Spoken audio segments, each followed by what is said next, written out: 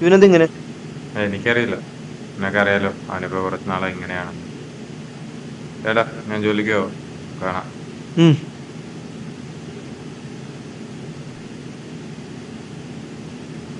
ഇവനെ കൊണ്ട് എന്താടാ? എന്താ നീ എന്ത് ഇങ്ങനെ തന്നെ ഇരിക്കണം? പുറത്തേക്കൊന്ന് കേട്ടോ.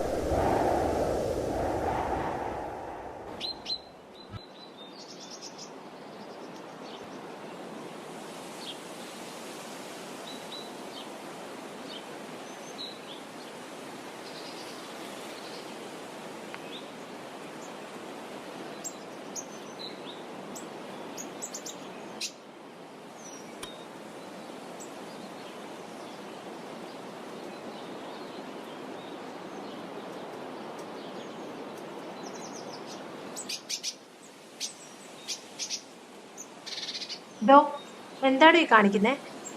സോറി.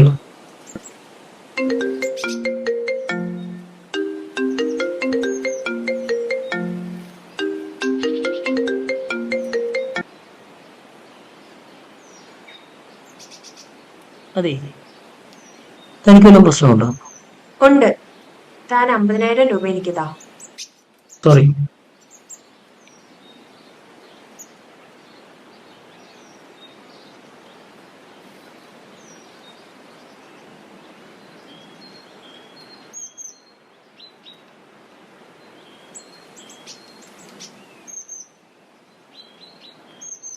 എടോ, ഇയാൾക്ക് എന്തെങ്കിലും പ്രശ്നമുണ്ടോ? ഒന്നുമില്ല.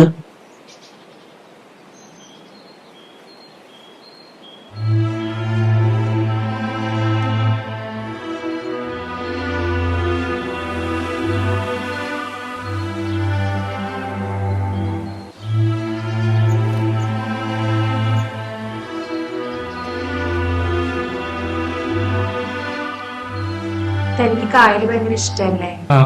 അതെ. എടോ, ശരിക്കും എന്താ തന്റെ പ്രശ്നം? എന്തിനാ ഇങ്ങനെയൊക്കെ എഴുതിയേ? അതൊക്കെ എന്റെ ഇഷ്ടമല്ല ഞാൻ എന്ത് എഴുതണമെന്നുള്ളത്. തന്നോട് ഞാൻ ചോദിച്ചപ്പോൾ തനിക്ക് പറയാൻ പാടില്ലായിരുന്നല്ലോ, പിന്നെ ഞാൻ എന്തിനാ പറയുന്നത്?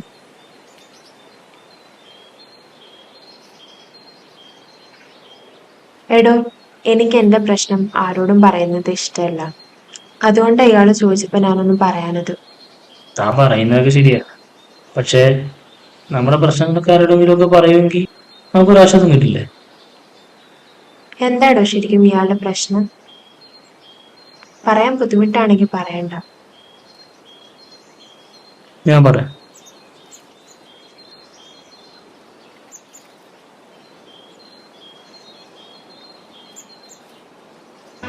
ഞാൻ ജനിച്ചപ്പോൾ തന്നെ എൻ്റെ അമ്മ മരിച്ചു. അച്ഛന് ഒട്ടും ഇഷ്ടമല്ലായിരുന്നു തന്നെ. പിന്നെ ഞാൻ പഠിച്ചതും വളർന്നതൊക്കെ ചെറിയച്ഛൻ്റെ വീട്ടിലാണ്. ചെറിയമ്മയ്ക്കാണെങ്കിൽ ഒട്ടും ഇഷ്ടമല്ലായിരുന്നു തന്നെ. അവരാണ് എന്നെ അവിടെ ഒരു അടിമയെ പോലെ എടുത്ത് പണിയെടുപ്പിക്കുകയായിരുന്നു. പിന്നെ പഠിച്ചു, ഇവിടെ ജോലി കിട്ടി, ഇങ്ങോട്ടേക്ക് വന്നു.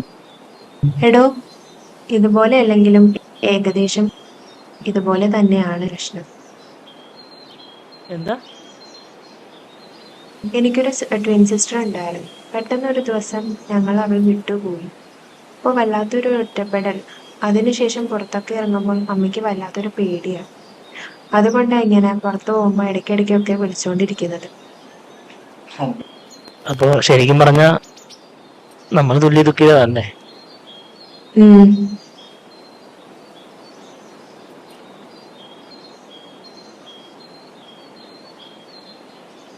എന്താ തന്റെ പ്ലാൻ? അറിയില്ല, ഇവിടെയൊക്കെ തന്നെ കാണും. ഇയാളോ?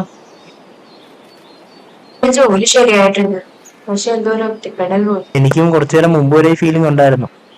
ഇപ്പൊ എന്തോ ഷെയർ ചെയ്യാൻ ഒരാളെ കിട്ടിയ പോലൊരു തോന്നൽ. ആയിരിക്കാം, എനിക്കും അത് തോന്നി.